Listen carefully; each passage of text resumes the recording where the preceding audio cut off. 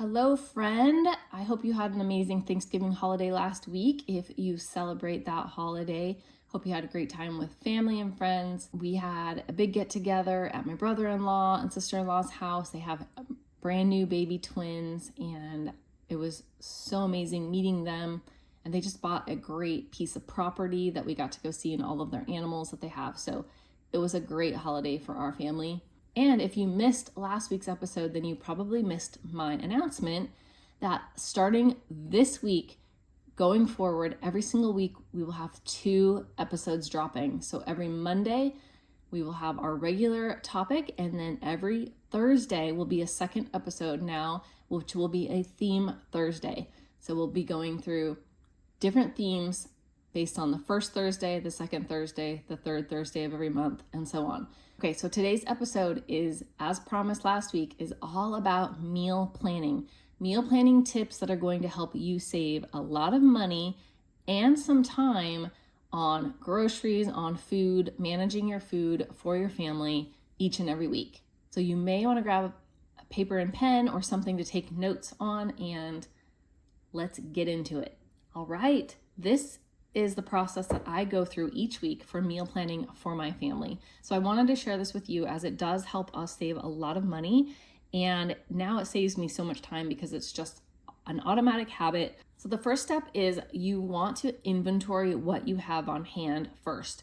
This may take a little bit more time at the very beginning, but if you keep your notes, you'll start noticing you tend to have the same things on hand, or you buy the same things. So you'll start being able to keep track more easily of what you don't have versus what you do have. So go through and make a quick list as you're going through. Make a quick list by category. I highly recommend for categories, so you can take a notebook or a notes app on your phone. It will help you put some meals together as you're doing this and save you a ton of time. So you're going to inventory out of your freezer. A lot of things in our freezer that I would be looking at would be different cuts of meat that I can incorporate into meals. Extra things out there of like frozen waffles, not the healthiest, but sometimes you're in a pinch. We have frozen veggies, we have frozen fruit. I have frozen quick snacks out there, Hot Pockets and corn dogs. Yes, I have those because my kids love them. They don't eat them all the time, but they are in my freezer. And then I also have frozen side dishes, so maybe containers that I've gotten a great deal on of like mashed potatoes or macaroni and cheese. And once in a while I will also have meal, like dinner entree stuff frozen, like chicken strips or pot stickers, maybe a frozen lasagna, something like that. So go look at what you have on hand, and with what you have on hand first, create meals out of those items. So your categories that you are going to go on as main entree items, side dish items, fruit or vegetable items, lunch options, snack options, and breakfast options. So obviously your family's got to eat. So making sure you're covering all the bases with what you have on hand, pop it into where you can place it. It can be really handy if you want to type this up on some kind of a spreadsheet or a note on your phone, as I mentioned, that you can always have on hand and be editing and deleting as you need to. So if there are certain items that you don't end up using this week and they're on hand next week, you don't have to rewrite them or type them out. They're already still on your list. So use up whatever you have on hand first and foremost. And then next, you're going to create as many complete meal outlines as you can for the week, using up what you have. So you have your list of all of your main entree items. Maybe those are different cuts of meat. Maybe that was the frozen lasagna that you found in there. And then once you've done that with your freezer, of course, you want to also look at things in your refrigerator that really need to get used up quickly. Put those into the categories as well, and maybe with a star as in use up first at the beginning of the week. And then also your pantry. So any of your pantry or cupboard items that are your non-perishables that are being stored outside of a refrigerator or a freezer. So you've got your categories grouped up and the items you have available. So your step 2 is going to be creating as many complete meal outlines as you can for the week using what you have. So put one of the main entree items together with however many of the side dish and fruit and veggie options that you have, and you have your meal created for one of the dinners. Keep going through and making as many of your dinners, as many of your breakfasts, as many as your lunches as you can. So now all of those meals that you've just created, you don't have to buy anything for. And also update your list as you go. So as you are creating your meal outlines, make sure that you're crossing out items that you plan to use up. And I highly recommend you check your schedule as well so that you can plan your quickest meals, your easiest prep meals on the busiest days or evenings that you have. There's nothing worse than planning an elaborate meal on a night where you have tons of meetings or appointments or kids' sports games and realizing that is not going to work. And now this is also a great time as you are sketching out your meals to set some reminders for yourself. If there's anything you need to take out of the freezer to thaw ahead of time, for a day or two ahead, pop that in the refrigerator, and by the time you need it, it will be thawed out already. I can't tell you how many times I have gone to make dinner and realized I did not thaw out what I needed for dinner, and now that is not an option. Okay, so you have as many meal outlines as you can for each day.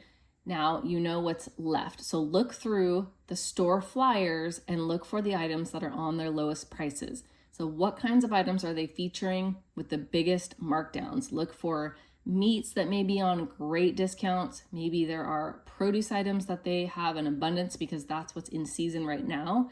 That's going to taste the best right now anyway. So look at what they are really featuring as a great steep discount. See if you can utilize those, plug them in where in the meals you want them to go, and also at the same time, make sure to add them onto your shopping list. And I highly recommend as you add them onto the shopping list that you pop in the price as well. And I'll talk about this in a minute on why that is such a great benefit. And step 4 then is to also then look at the store's digital coupons and any other newspaper or online coupons you can find, especially if there are any items that can pair up a great markdown sale with a coupon for even further savings. A lot of times the stuff that is greatly marked down on sale is because there's an abundance and it's something that one of the companies selling those items is really featuring and trying to get them sold. So they come out with coupons at the same time.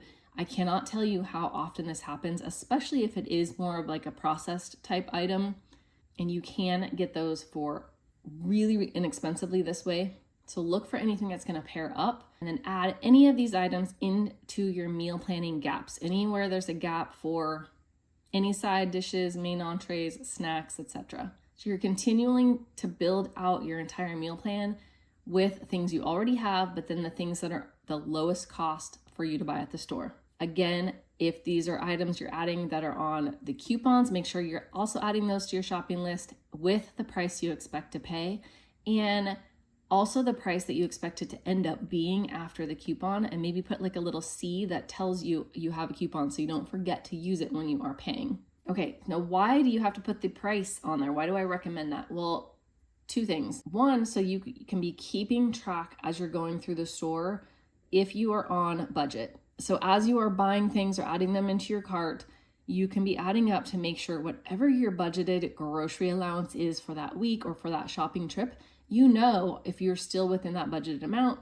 or if you have gone over and need to make some decisions to swap some things out or put some things back. And then the other reason is if you do need to swap some things out or you find something that is a great deal, you can see immediately if it actually costs less than what you were planning on buying, and you can make the decision to go ahead and exchange it for something that's even less expensive, saving you even more money.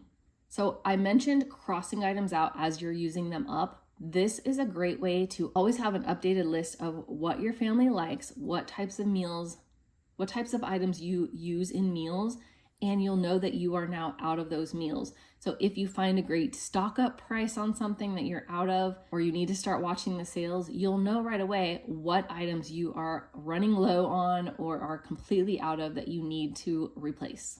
Then you can search prices on those items to see if now's a great time to buy them or if you need to wait.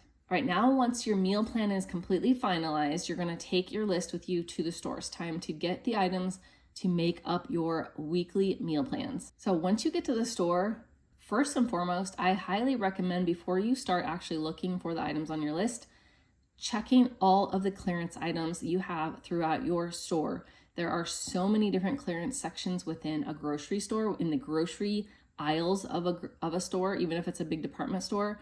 I actually have a great episode on all the different places you can find clearance items on food, and that is episode 28, which is the top items to find on clearance at the grocery store. So I go through the different sections and the items that I most commonly find on clearance so that you know never to pay full price for those items.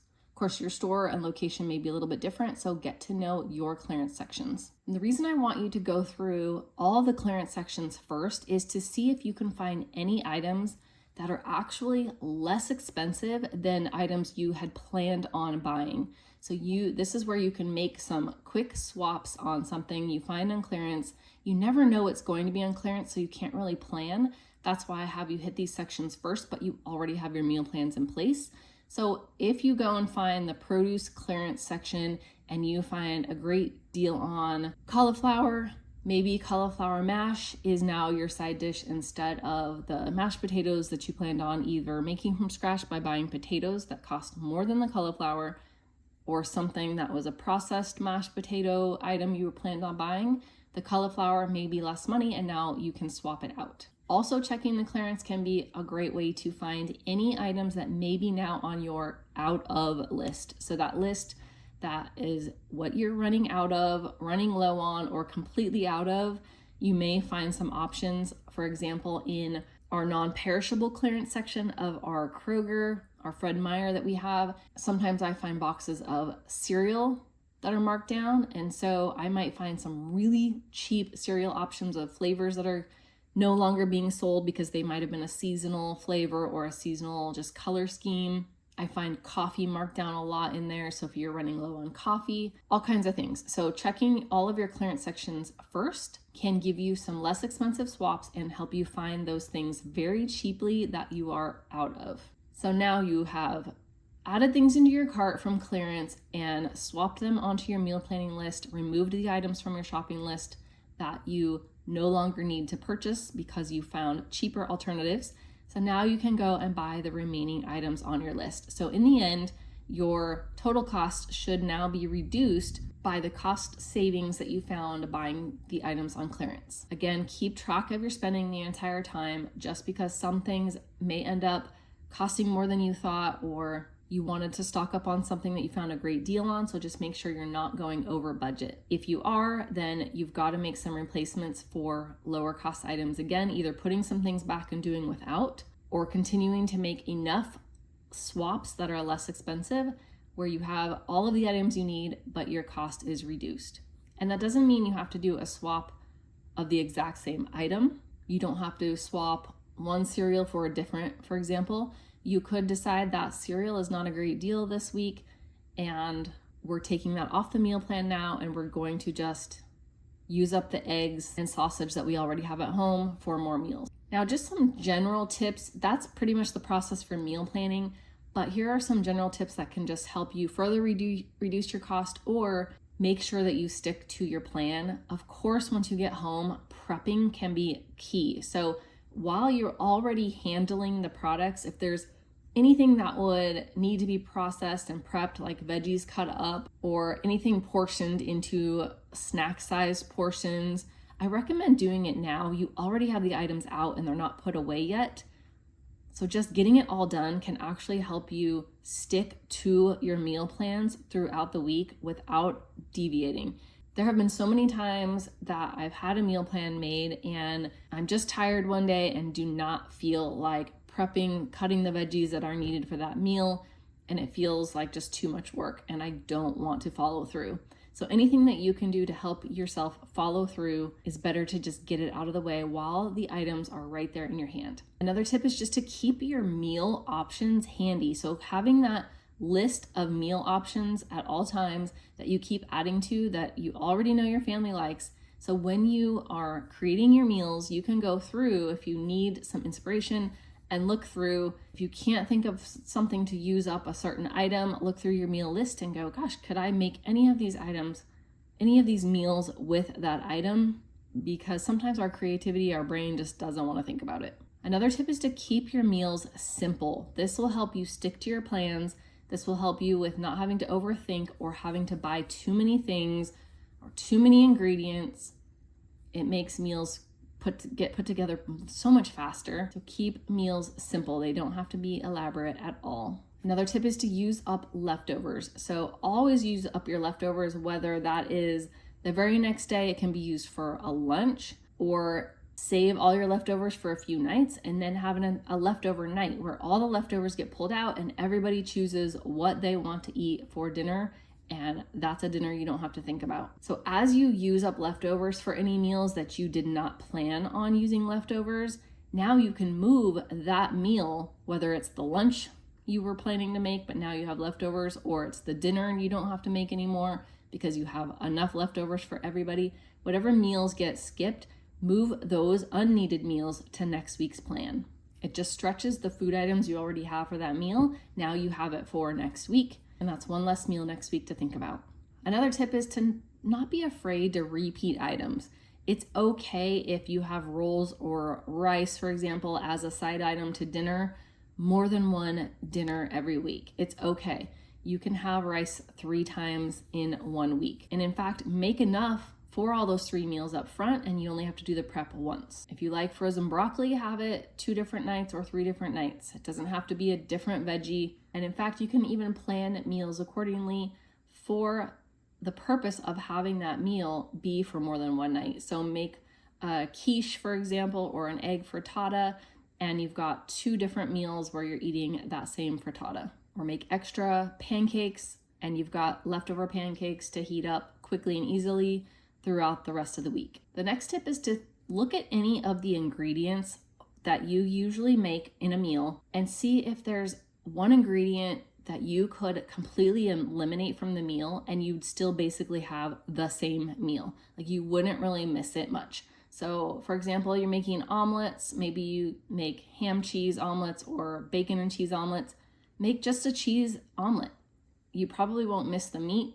Or if you make tacos and you usually have a lot of ingredients, skip one, like leave the corn out. Or if you have black beans or the sour cream or the salsa, cut out one ingredient where it doesn't really change it. Another great way to do this is with recipes. If you've got different seasonings, combinations that you're putting together, probably one of the seasonings you could leave out and you wouldn't really notice. Obviously, that's not going to work if it's the main seasoning that flavors that type of meal.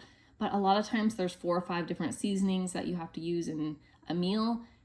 Leave 1 or 2 out, you probably won't know. Leave the garnish out, you probably won't know. With soups or stir fries, leave out one of the vegetables that you typically put in that dish. You probably won't even realize it. Or sub a different one that you have. So this can be a great tip if you are over budget and you need to cut something out of purchasing.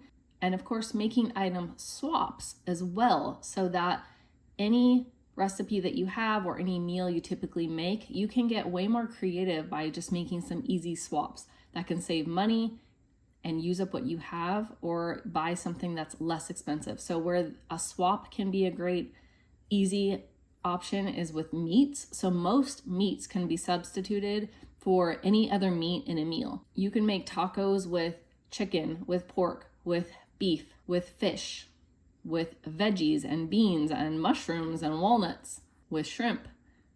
All kinds of swaps for your standard tacos. Same with enchiladas, same with stir fries, with soups, with casseroles. Different pasta or different pasta sauces make the same meal different. You can use different bean options. If you make chili, use up whatever beans you have on hand. It doesn't matter if it's red beans in your red chili and white beans in your white chicken chili. You can swap them out. Nobody will know, nobody will care. So look at something that you can swap in to make the cost even less, or to use up something you have on hand, and to give yourself some creativity to make the same dish but a little bit different if your family's kind of tired of it and they'll think it's an entirely new meal. And then my last tip is to be open to trying new recipes. And I don't mean elaborate recipes, I mean simple recipes. A really great way to do this while following your budget and what you have on hand is supercook.com. I have used this for years. You can plug in the ingredients you already have and it will give you so many meal recipe ideas using the items you have on hand already. So maybe you have these 3 or 4 ingredients because that's what you usually make spaghetti with or tacos, and it can give you all these other different ideas that people make and actual recipes to follow using those exact items. And it will give you some suggestions too. If you just got cream or onions or corn, you could also make this. And that might be worth it to you to use up those items and just buy that one item at the store, and now you have an entire meal. Okay, let me know what tips you have for meal planning. What is something that really helps you get your meal plans done every week, follow through with them, save money with them, save time? What are some tips that I didn't include on here? I would love to learn from you, and I know others would as well. So leave a comment. And I hope this helps you start saving even more money on your food and grocery budget each and every week. And don't forget, this Thursday is our first Theme Thursday topic. So I will be dropping an episode starting this Thursday, 2 every single week. And this Thursday is what you should be buying in December for the lowest prices of the year. All right, I'll talk to you in just a few days. Blessings to your family.